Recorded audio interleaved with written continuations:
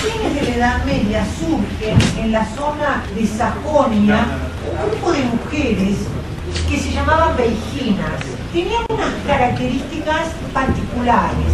Eran mujeres de familias muy importantes, tenían una sólida posición económica, eran muy creyentes, muy inteligentes, muy estudiosas y muy solidarias. Estas mujeres que habían optado por ese tipo de vida particular en una época que la mujer tenía asignados roles específicos en la sociedad, esposa, madre, viuda, no había mucho lugar para la mujer.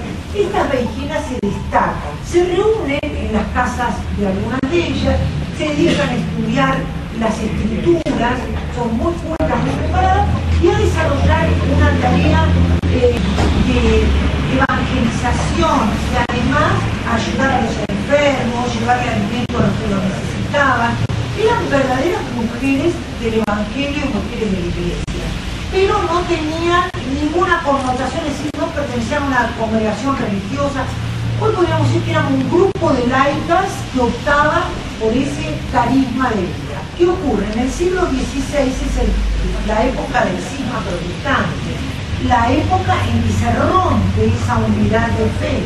Alemania queda luterana después de las prédicas de Lutero, Inglaterra anglicana, Alberto VIII ahí a la cabeza de ese movimiento, Calvino hace sus prédicas en Ginebra y parte de Francia, de manera que se rompe esa estructura de unidad de fe.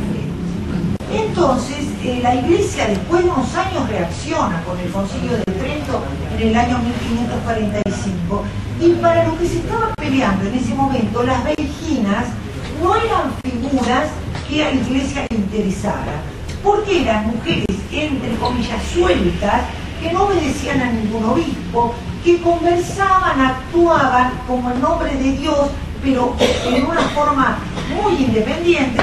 Entonces el Papa y los concilios empiezan a pedir que se cierren las casas de las veiginas y que si ellas quieren seguir ejerciendo su vocación, se tienen que formar en congregaciones religiosas femeninas que ya existen. Por otro lado, en el siglo XVI también surge San Ignacio de Loyola, un santo que tiene características muy puntuales, que es el autor de los ejercicios espirituales, que San Ignacio era, antes de ser sacerdote, era militar. Entonces él era una persona de muchísima acción y pensaba que para estar preparado para el combate había que tener mucha actividad física.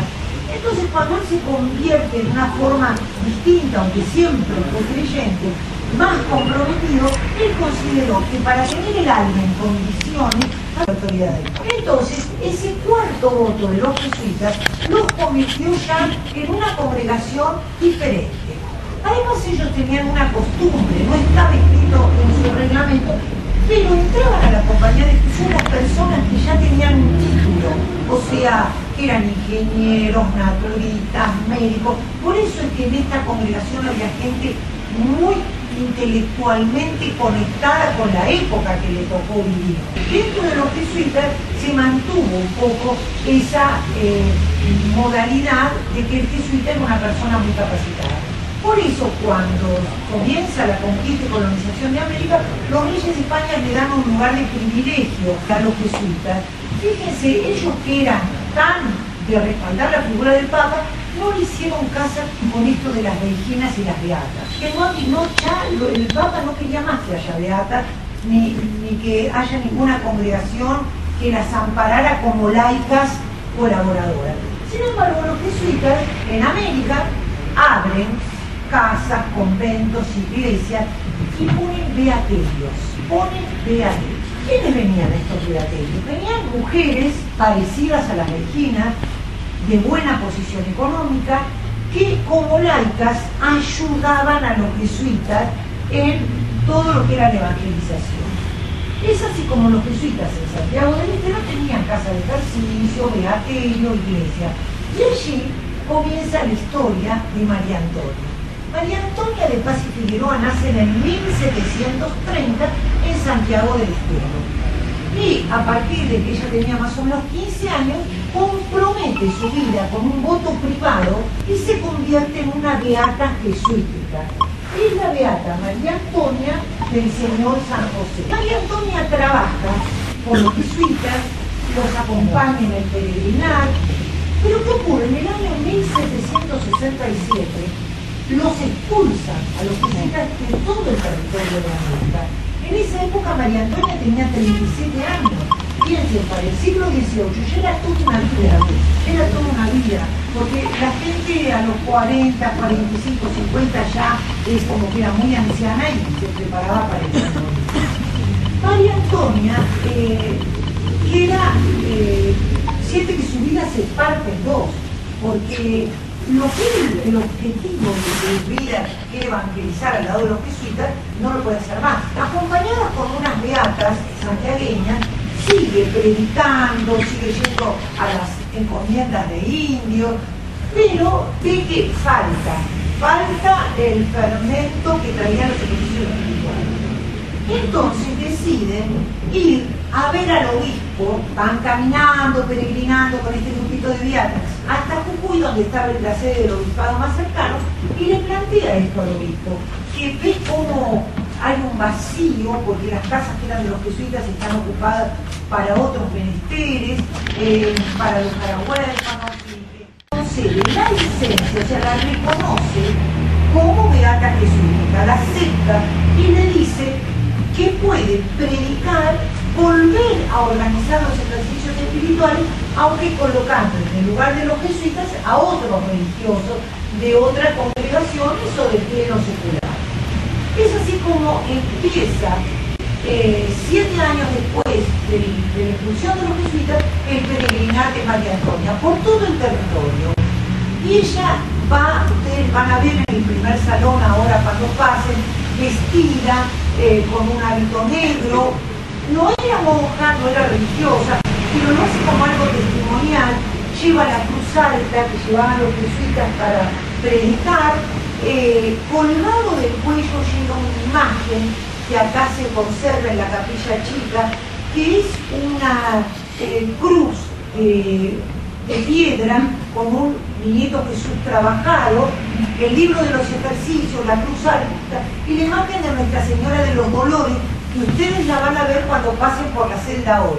Es una imagen muy pequeñita que está arriba del altar de la Virreina. Ustedes van a ver entonces todos los atributos que María Antonia llevó, porque acá se conserva también el báculo original en la celda 8. María Antonia llega después de unos años de su predica a Buenos Aires. Aquí ya hay virreinato del Río de la Plata. Cuando ella nace en 1730 dependíamos del virreinato del Perú. En el 76 se funda el virreinato del Río de la Plata y el obispo la recibe. Lo mismo que el virrey, las autoridades más altas, pero no le permiten hacer ejercicios espirituales acá en la capital. Tiene que esperar 9 meses para obtener la respuesta. Y una vez que obtiene la autorización, comienza a dar estos retiros. Con un éxito tan, pero tan grande, que eso moviliza a que la gente, como no tenían casa propia, le ceda estos terrenos. Y acá se funde esta casa para dar ejercicios espirituales. Bueno, María Antonia muere en la celda 8 el 7 de marzo de 1799.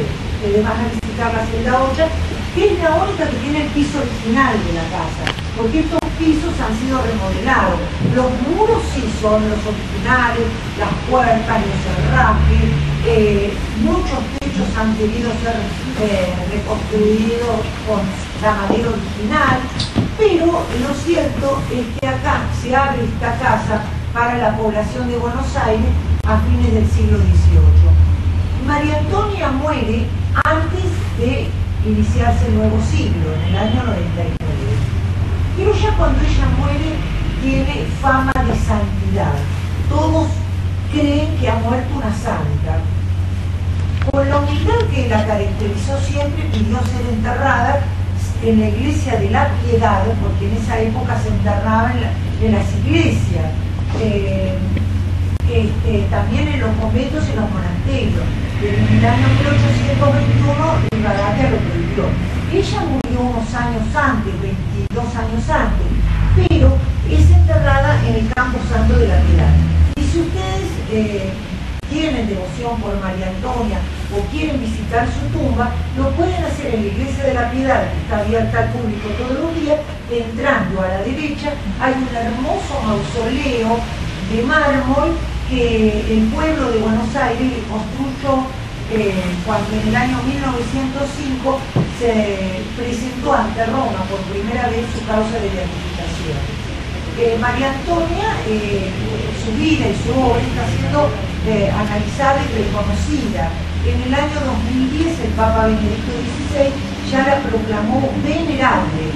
Por eso este lugar para los creyentes es un lugar muy importante, es un lugar sagrado, es un lugar de fe, es un lugar de oración, especialmente las capillas. La casa tiene 2 capillas, un oratorio, y la celda de María Antonia, que se convirtió también en un lugar de peregrinación y de oración.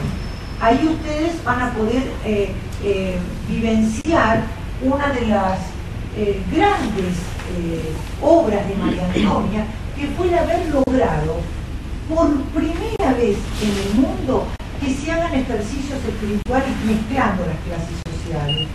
Porque para los que vivimos esta época nos parece una cosa muy natural, pero en el siglo XVIII, XIX los retiros se hacían, pero conservando la misma división casi en castas de la sociedad. Los primeros 10 días o la primera semana eran para los nobles, los que tenían títulos de nobleza y los títulos más altos. El segundo periodo era para los que eran muy ricos pero no tenían tanto abolengo. El tercero también para ricos comerciantes que no tenían tanto título de nobleza. Y recién la última semana era para los chacareros y esclavos. Piensen que era una sociedad donde no había mucha escala, eran o muy ricos o muy pobres y esclavos, porque era época de esclavitud. María Antonia se basa de un hecho muy particular. Llegan a Buenos Aires el virrey del Perú, Irión, y su señora.